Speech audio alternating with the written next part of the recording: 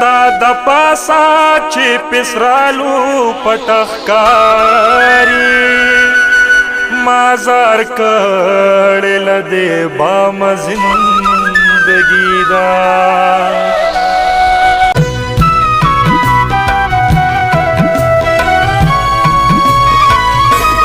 هغه ویل ما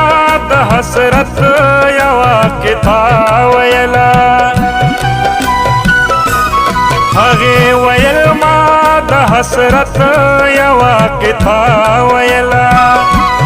هغه ویل ما د حسرت یوا کتاب ویلا بس پرېږده مړه راځه رانه بیخي هېره شوه خو بس پرېږده مړه راځه رانه بیخي هېره شوه